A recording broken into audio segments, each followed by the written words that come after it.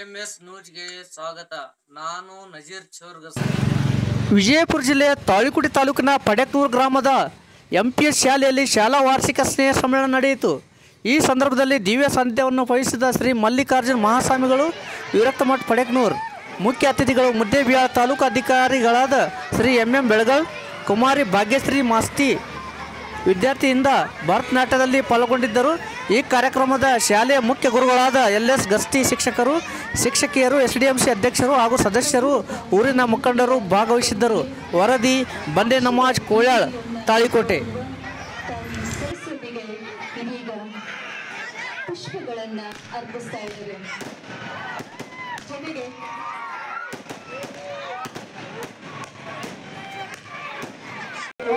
ಸಂಧ್ಯಾದೀಪ ನಮನಿಸುತ್ತದೆ. ವಿದ್ಯಾ ಮಂದಿರದಲ್ಲಿ ಬೆಳಗ್ತಾ ಇದೆ.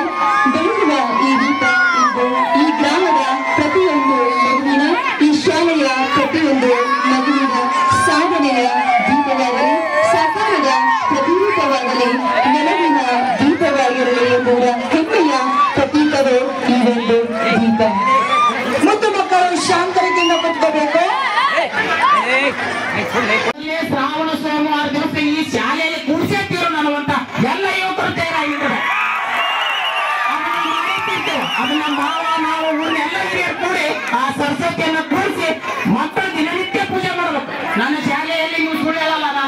ನಾನು ಜಾಲಿ ತೆರಿತೀನಿ. ನನ್ನ ಮಕ್ಕಳು ತಾವೇ ಪೂಜೆ ಮಾಡ್ತಾವ, ತಾವೇ ಹೂವ ಇರ್ತಾವ, ತಾವೇ ನಮಸ್ಕಾರ ಮಾಡ್ತಾವ. ಎಷ್ಟೊಂದು ಸಂಸ್ಕಾರ ಬೆಳೀತದ.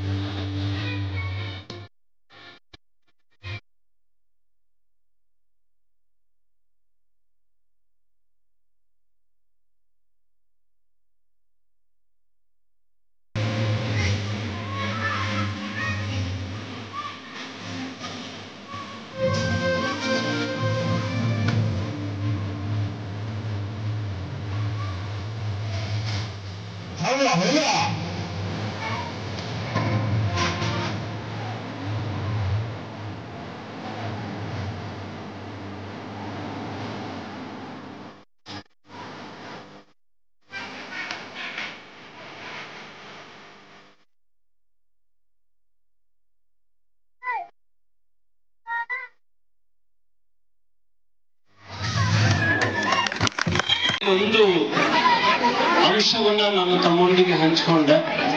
ವಿದ್ಯಾರ್ಥಿಗಳೇ, ತಮಗೆ ಗೊತ್ತಿರಲಿ, ಇವತ್ತಿನ ದಿವಸ